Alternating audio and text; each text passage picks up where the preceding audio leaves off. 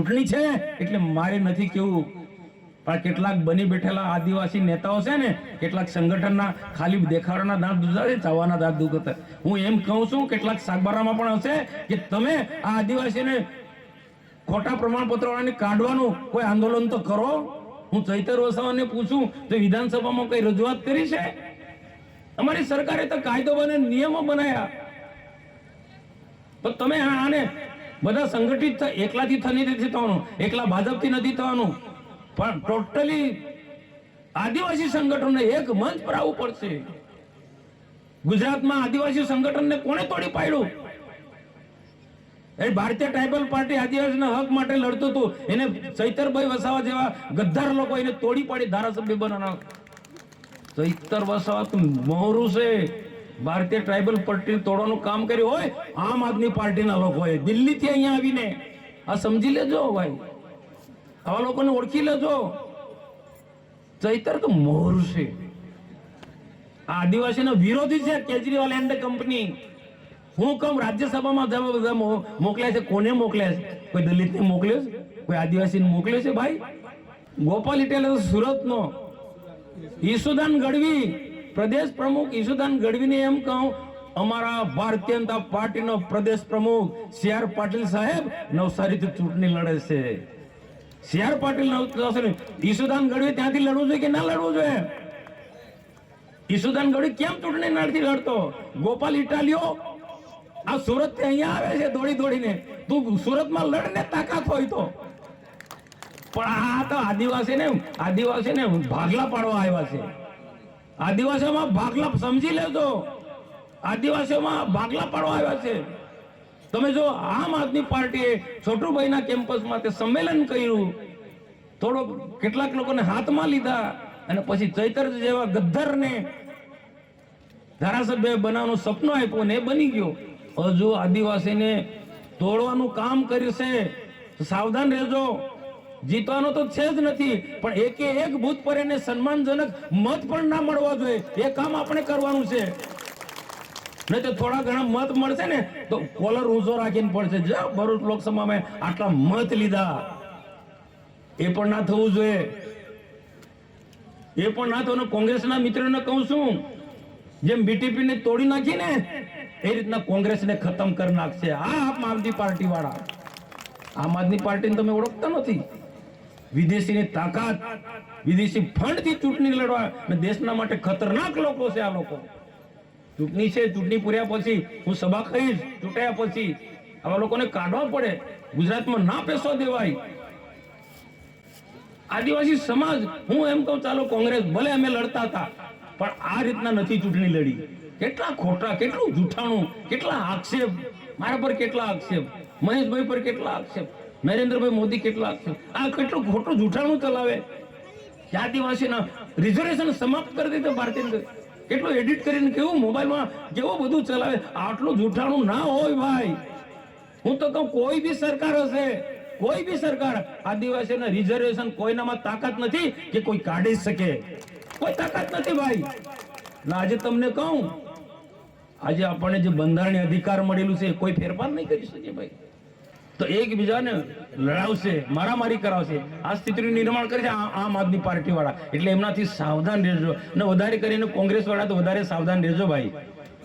કહી દેજો અહીંયા કોંગ્રેસ વાળા ન્યાય ભાવ પણ કદાચ દૂરથી સાંભળતા હોય, અથવા તો આપણા કોઈ મિત્રો હોય ને કોંગ્રેસ વાળાને કહેજો આ તમારું પતિ જશે, પૂરું થઈ જશે ચૂંટણી પછી. કારણ કે તમારા બૂથમાં આમ આદમી પાર્ટીના મત નીકળશે ને તો તાલુકા પંચાયત ને જિલ્લા પંચાયતમાં દાવો કરશે આવા એ કોઈને ખબર પડે છે? અમે તો બૂથ સુધી, અમે તો કામ છે અમારું, અમે તો કોઈ ચાન્સ આવા જ નથી દેવાના. પણ કોંગ્રેસ વાળાએ થોડું ઘણું તમારી પાર્ટીનું અસ્તિત્વ રાખવું હોય ને તો એમનાથી સાવધાન રહેજો. એને મદદ ના કરતા, ભલે ભાજપને ના મદદ કરતા, કોઈ અપક્ષને મદદ કરી દેજો. કોઈ અપક્ષને મદદ કરી દેજો. હે ના છતાં તમને કહીશું, કોઈ આદિવાસીના હક અધિકાર માટે લડતા હોય એવા વ્યક્તિને મદદ કરી દેજો.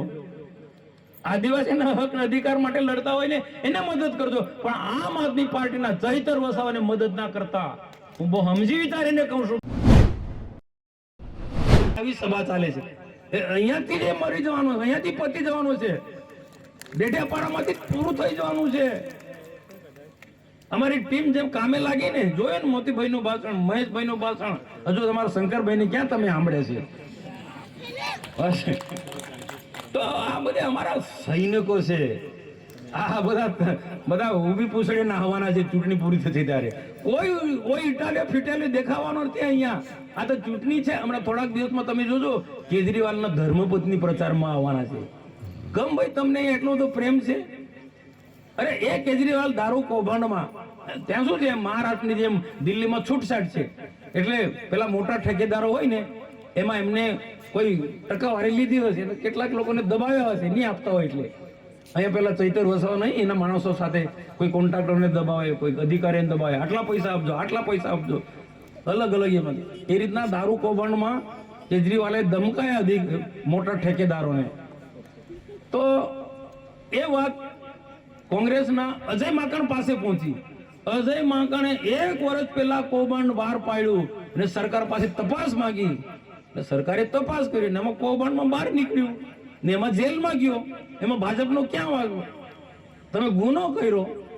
એ રીતના બાકીના 3-4 મંત્રીઓ જેલમાં. ચૈતર વસાવા જેલમાં કેમ? માથે પડે અમારા માટે કે ભાજપ, મનસુખભાઈ, મોતીભાઈ આ બધા ચૈતરથી ડરે છે. એટલે તારાથી કોઈ કૂતરું બી નથી ડરતું, તારાથી કોઈ બલાડું બી નથી ડરતું. ખોટી વાતો શું કરે છે? પણ જેલમાં કેમ ગયો? પેલા ફોરેસ્ટર ભીડગાડ આદિવાસી હતા ને જમીનના બાબતે જંગલની જમીનને લઈને એને માયરા ઘરે બોલાવીને ઢોર માર માર્યો, સખત માર માર્યો. ભીડગાડ એ આદિવાસી હતા. ભીડગાડ એટલે કોણ બિચારો? ભીડગાડ ક્યાં અને ચૈતર વસાવા ક્યાં? એને બિચારાને માર્યો, આદિવાસી. અને તે પાછો આમ આદમી પાર્ટીના કાર્યકર્તાનો છોકરો. જાઓ પીપળોદમાં પૂછી લેજો, માલ ગામનો, આમ નામ સાથે કહે છે માલ ગામનો. એના કાર્યકર્તાના છોકરાને માર્યો તો બીજાને હું છોડે? અને 60,000 લીધા. અને એ જે ભીડગાડ અને ફોરેસ્ટરે એમના ઉપલા અધિકારીને વાત કરી ને ઉપલા અધિકારીએ કહી દીધું કે ફરિયાદ કરો, ને ફરિયાદ કરી, એફઆઈઆર થઈ, જેલમાં ગયો. એવા તો 13 જેટલા ગુના છે, 13 જેટલા ચૈતર વસાવાની સામે. હું કેમ બોલું છું? હું બહુ સૌમ્ય, બહુ સરળ માણસ છું. હું કોઈની સાથે ઝઘડો કરવા વાળો માણસ છું. પણ મને જે બદનામ કરવાના જે પ્રયત્નો કરે છે, એની પાસે ચૂંટણીના કોઈ મુદ્દા નથી. એટલે મનસુખભાઈ કામ નથી કર્યું, મનસુખભાઈ આમ નથી કર્યું, મનસુખભાઈ આમ છે, મનસુખભાઈ તેમ છે. એટલા માટે મારે આ જવાબ આપવો પડે છે. મનસુખભાઈ ગાળો દે છે અધિકારીઓને, આ બધી ખોટી નેગેટિવ વાતો કરે છે. કોઈ આદિવાસીનું સીધી રીતના કોઈ કામ ના કરતો હોય કોઈ અધિકારી, તો તેને દાબીને તો કેવું પડે ને ભાઈ. પિન્ટુભાઈ કેવું પડે કે ના કેવું પડે? હા, કેવું પડે ભાઈ. આ અહીંયા સરપંચોને કહું, કોઈ આવ્યો હતો ને ન્યાય તો તમે કહેજો. આ ડેડિયાપાડાના શાકબારાના સરપંચો, નર્મદા જિલ્લાના સરપંચ, આદર્શ ગામમાંથી 20 ને 23 લાખ રૂપિયા અમે અપાયા ભારત સરકારમાંથી. આ ચૈતર એન્ડ કંપની, એમની ટીમ, એમને કેટલાક ઠેકેદારોને સરપંચોનો અધિકાર છીની લીધો અને એમના જે ઠેકેદારો હોય, કોન્ટ્રાક્ટરો હોય સુરતના, વડોદરાને, એમને બારોબાર કામ આપી દીધું અધિકારીઓ સાથે મળીને. મને ખબર પડી, રોક્યું જ મેં આજે. મને ખબર પડી, મેં રોક્યું જ. તો કેટલાક સરપંચો આવા લલવાને લઈને ચાલતા હોય ને, એ બંધ કરી, નુકસાન કરશે. સરપંચનો અધિકાર અમે અપાવ્યા છે. એ સરપંચ કોઈ પણ હોય, અમે એવું નથી ભેદ જોયું. મેં મિટિંગો કરી, શાકબારામાં આવીને મિટિંગ કરી અધિકારીઓ સાથે, ડેડિયાપાડામાં મિટિંગ કરી.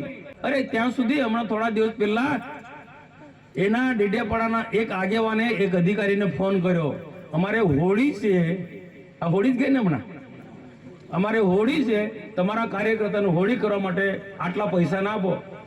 પૈસાની માંગણી કરી 4-5 લાખની. એનો ઓડિયો છે મારી પાસે. જો ચૈતર વસાવા તેવડ હોય તો હું ઓડિયો બતાવું. જાહેરમાં સ્વીકારવું પડ્યું, ઉઠબેસ કરવી પડે એને. હું પ્રૂફ કરાવું. આ વૃત્તિના માણસ છે. તો આને મોટા ના થવા દેવાય, આને મોટા ના થવા દેવાય. જે મોટો થાય એને હોય એને પૂરો કરી દેવો પડે. એ તો બહુ નડશે તમને. મનસુખ વસાવાને કોઈ ફરક નથી પડતી, મોતીલાલને કોઈ ફરક ના પડે, કે મહેશ વસાવાને કોઈ ફરક ના પડે, કે અમારા પિન્ટુ દાદાને બી કોઈ ફરક ના પડે. પણ ફરક પડે સામાન્ય માણસને. સીધા સાદા સરપંચને દબાવશે, સીધા સાદા માણસોને દબાવશે, સીધા સાદા કર્મચારીઓને દબાવશે, જેમ ફોરેસ્ટરને ને બધાને માર્યા ને એ રીતના. તો આવા વ્યક્તિને હું એટલા માટે કહું છું કે એક એક ગામ પર બધું ભૂલી જાઓ પણ ભાજપને મત આપો, કારણ કે ભારતીય જનતા પાર્ટી એ વિકાસના મોહરાવાળી પાર્ટી અનેક યોજના લઈને ચાલે છે. અને ઈસુદાન ગઢવી ને એના બધા લલવાઓ બધા આવશે ને ભાજપ માટે નરેન્દ્રભાઈ મોટી બધી નેગેટિવ વાતો કરશે થોડા દિવસો. પણ આપ સૌ પોતપોતાના બૂથમાં સાવધાન રહેજો, ખૂબ કાળજી રાખજો આ ખોટા લોકોથી, નહીં તો દીવો હલવાનો થાય ને ભડકો બળે. તો આ હવે થોડા દિવસમાં એનો ભડકો બળી રહ્યો છે તો હલવાઈ તો જવાનો જ છે, પતી જ જવાનું છે અને એને તમારે પતાવવાનું છે.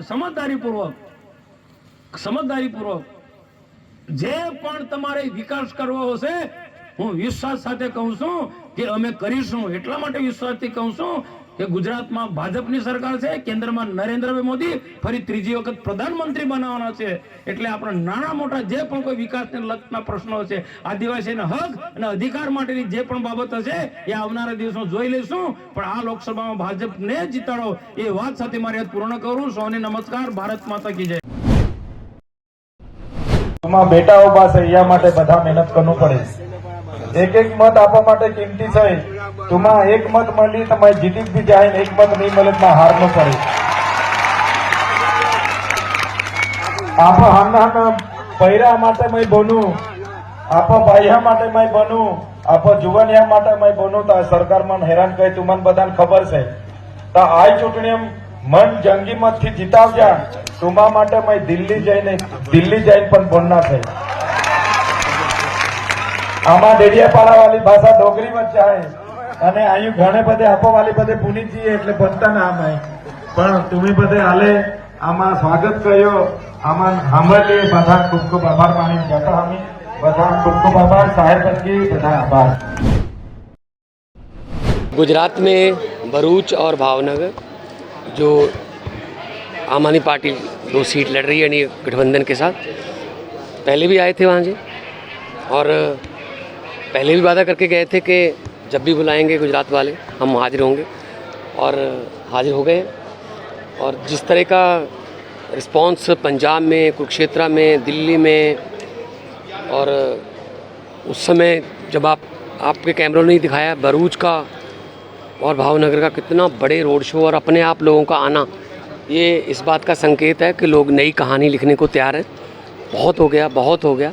तो अब लोग जो हैं गुजरात के लोग ख़ास तौर पे, गुजरात के लोगों का ख़ास तौर पे हिस्ट्री में नाम इसलिए आम आदमी पार्टी की जब हिस्ट्री लिखी जाएगी तो गुजरात के लोगों का नाम सुनहरे अक्षरों में इसलिए लिखा जाएगा कि जब हमको 14% वोट मिले यहाँ से, जब जनरल इलेक्शन हुआ था विधानसभा का, तब आम आदमी पार्टी को नेशनल पार्टी का दर्जा मिला. तो गुजरात के लोगों का बहुत बड़ा योगदान है और 10 साल में, महज 10 साल में नेशनल पार्टी बने. और अब भी हमें उम्मीद है कि गुजरात से बहुत अच्छे रिजल्ट आने वाले हैं. केजरीवाल जी नहीं आज बार आप आए थे, केजरीवाल जी साथ में थे, इस बार नहीं चल रहे क्या? कोई बात नहीं, उनको आप देखो विपक्ष को अंदर करके आप इलेक्शन जीतने की अगर सोच रहे हो तो ये गलत सोच है, क्योंकि अरविंद केजरीवाल एक व्यक्ति नहीं, एक सोच है. सोच को कैसे कैद कर सकते हो? परसों उनके जो है धर्मपत्नी सुनीता केजरीवाल जी, भाभी जी, वो यहाँ पे आए थे. हम अगर 12 घंटे काम करते थे अब 15 कर लेंगे, लेकिन उनकी कमी महसूस तो हो रही है. लेकिन लोगों में हम जो है वो उनकी सोच को लेके जा रहे हैं और लाखों करोड़ों केजरीवाल जो उनकी सोच के लोग हैं जो देश में हैं, तो उनको कैसे कैद कर लें. जी, खास करके सिरसा जी ने आज बोला है कि पंजाब के लोगों ने एक एक्सपेरिमेंट किया था ये आम आदमी पार्टी को लगे, मगर आज पूरा 4 जून को सबको पता चल जाएगा जब पंजाब से 13-0 होगा. पंजाब बनेगा हीरो. इस बार लोकसभा में आम आदमी पार्टी के लिए पंजाब से 13-0.